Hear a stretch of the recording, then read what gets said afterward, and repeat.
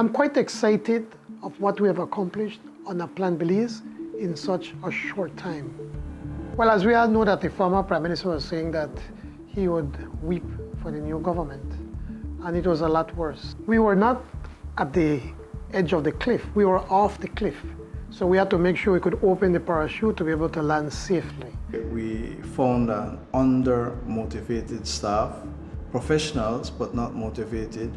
We found very poor relations with our international partners, development partners generally. And we were at the point of a devaluation, and I don't think a lot of people appreciate that.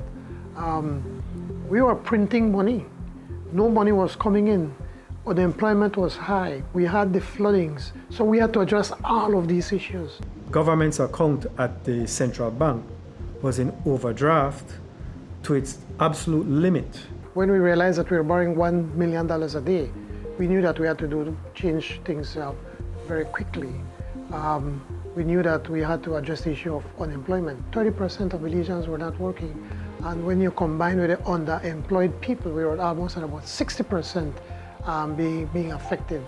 Addressing expenditures was the key part, recurrent expenditures, key part in terms of trying to get back on track. That meant some tough decisions. Cutting salaries from public officers, something that has never been done. Cutting what government spends, by 20%.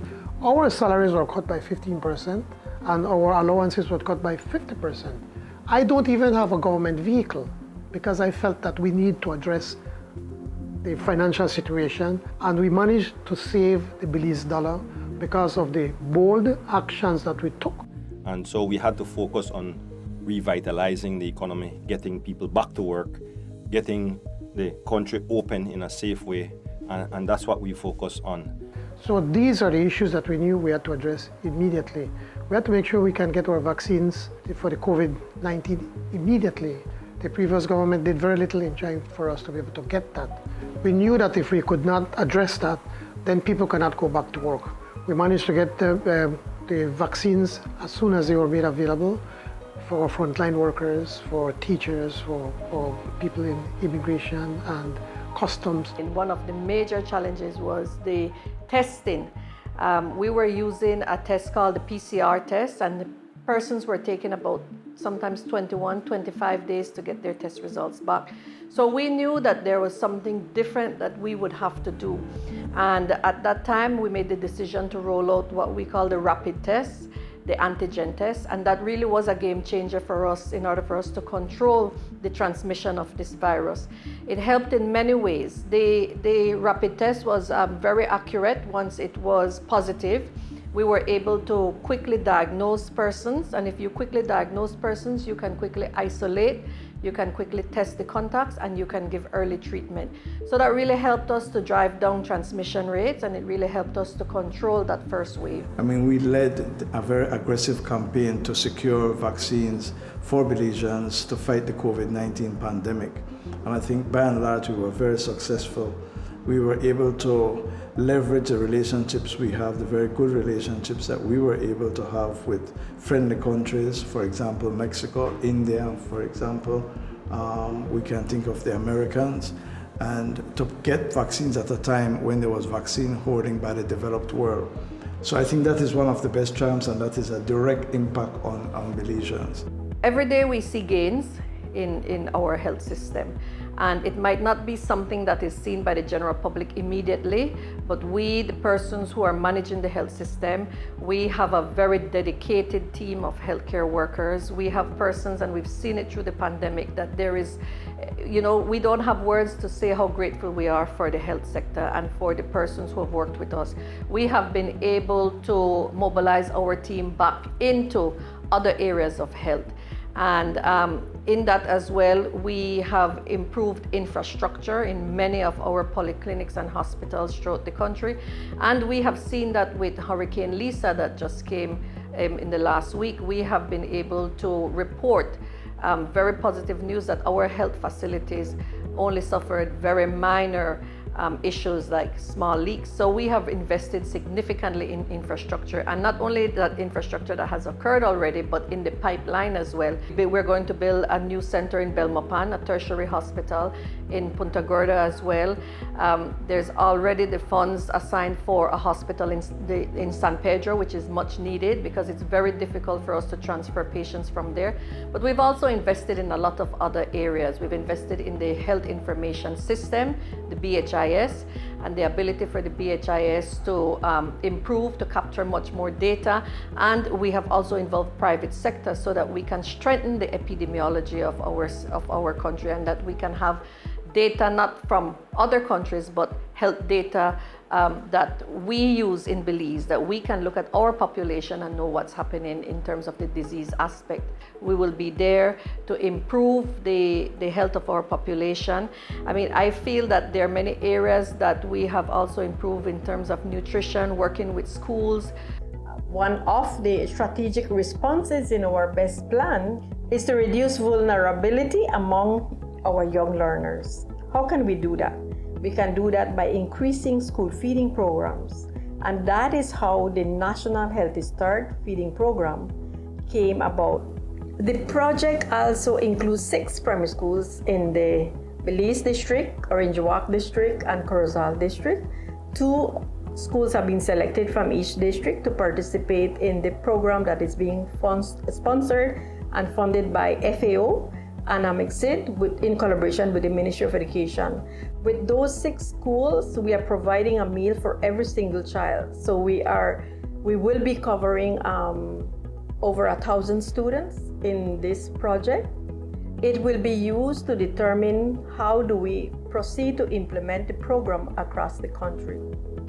Collaborating with private sector, collaborating as well significantly with international NGOs, and really putting the emphasis in health where it belongs. For a very, very long time, it has not been there.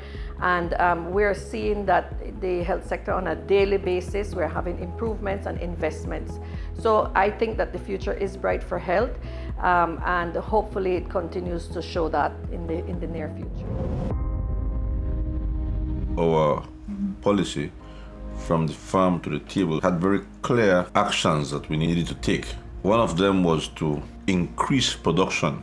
The other one was to expand our export base to Central America, Mexico, and the CARICOM. The third was to deal with food security. We have advanced a lot in all 3 policies. But these days, the ministry has been good with us because when we have the product, they stop the border so that they don't bring in. It's very helpful because you're going to plant something that you will have benefit from it and not lose. Before we start planting a variety, they recommend to us what if the quality is good and is good for our climate, because there are some seeds that are not good for our climate here, so they can recommend us fully that don't plant this because this is not good for this. And then they bring a new variety and then they sample it at Central Farm before bringing it to us.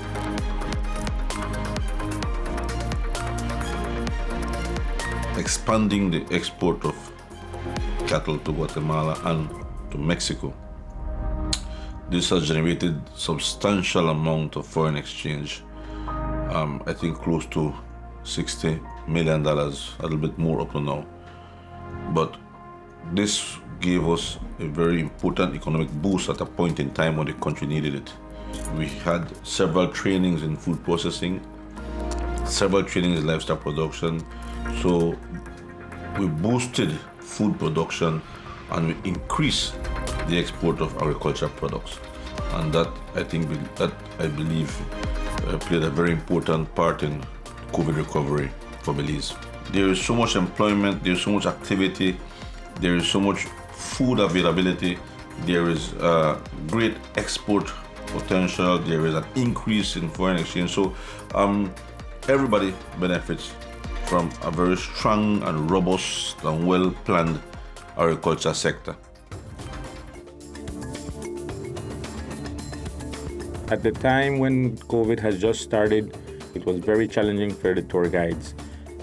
As a personal experience, I can say that we were really affected simply because we depend solely on the tourism industry. So we as tour guides had to find other alternatives of income when we were already used to working in the tourism sector.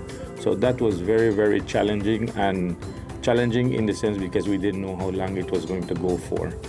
Tour operators or tour guides, the people in tourism, were also classified as frontline workers, so that once we knew that we could give them the vaccines, people would then visit Belize and feel that they would be safe. Policy has to come with action, and from day one, the Prime Minister has told us we have to be a government of action. What we did was to create a tourism recovery task force, people from the public sector and the private sector. We opened back the airport, and when we opened up the entire country, we saw the tourism numbers grow exponentially, and that's a good thing for Belize.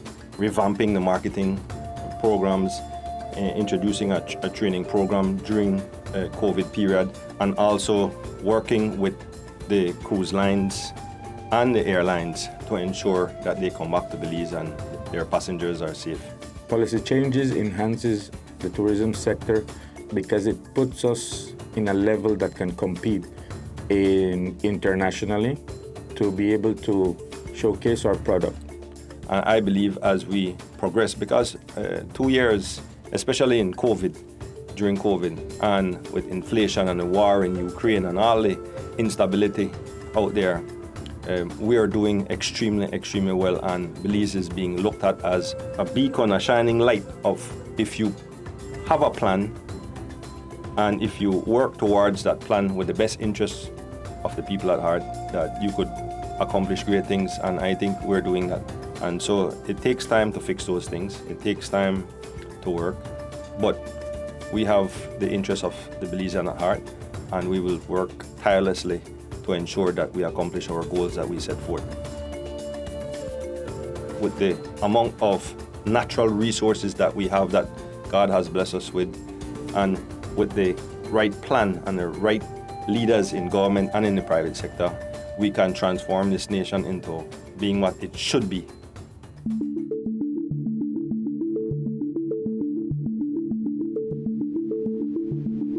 I think we have established, or renewed, I should say, relations with a number of strategic countries, strategic partners, and we are, I would say, Belize is far more respected today than it was in 2020 when we came to office.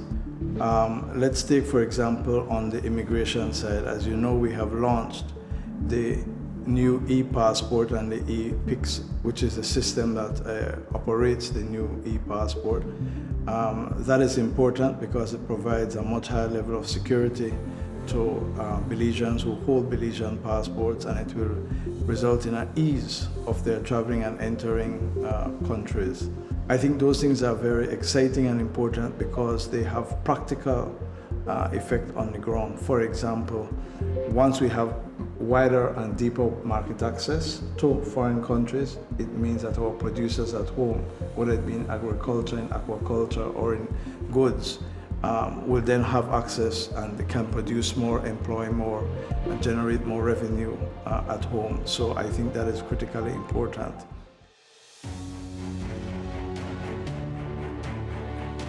I'm proud of my Belizean people, my Belizean children. They adapted to the online learning and during this pandemic, and the parents, the teachers, everybody adapted. The programs that we've been working on in the ministry for the past year have been offshoots of the Belize Education Sector Plan 2021 to 2025. We call it our BEST Plan.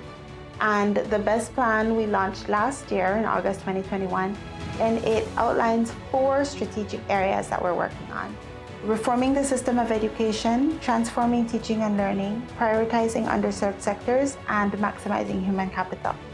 So what we've done is we have worked these 4 areas, identified what we call key result areas from each of them.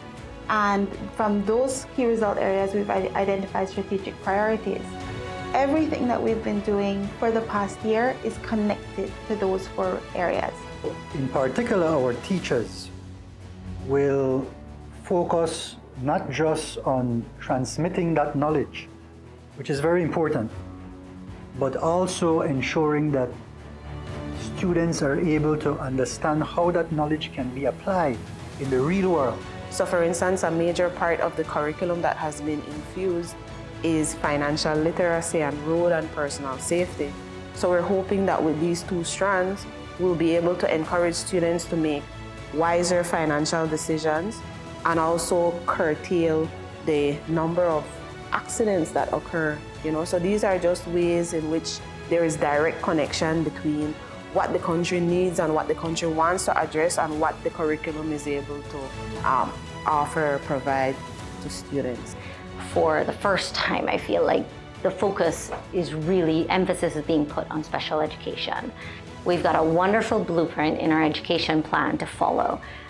So, for example, the first thing is we wanted to provide more services and support for our families and our kids. I feel personally my daughter is a little more ready for school. I think I'm gonna see a different Kiriel than what we saw last year. I think she's gonna be a little more settled in the classroom, and I think she'll be able to spend more time in the regular classroom. Because nurses really worked for my son. They really pushed, they helped, they went to the schools. Miss Sebastian really saved our lives that first year. When he started, the school was really at a loss, and I can't fault them either.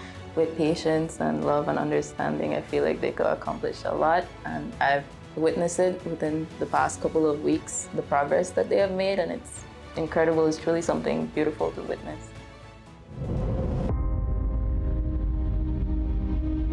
Over the past 2 years, positive improvement that I have seen is the roads that the government has built so far, the improvement at the road.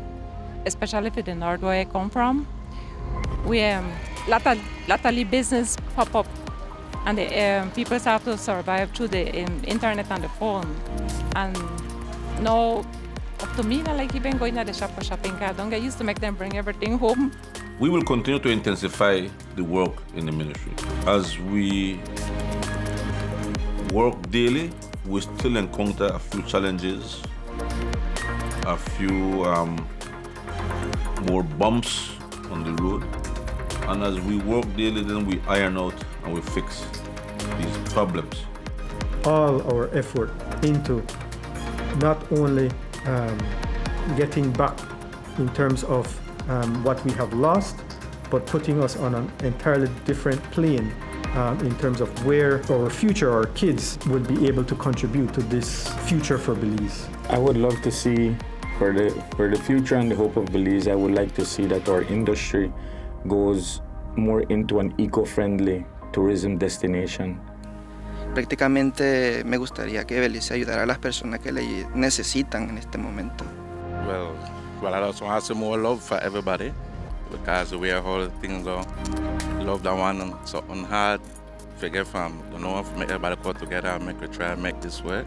The government and the people of Belize are poised for a greater future. We have been, for the last 2 quarters, experiencing record growth, and I think that is going to continue. I think all Belizeans have a much more positive outlook about their country. The government is working very hard, and I believe that we are poised for greater things for Belize. And I want to leave a Belize where people believe that there is hope, that there is opportunity, that we reduce poverty, that we can have safer communities so people could feel free to walk around or to go to the park or to go and play, and that we have education, that every citizen, every child would have access to an education. I want a Belize that works for everyone.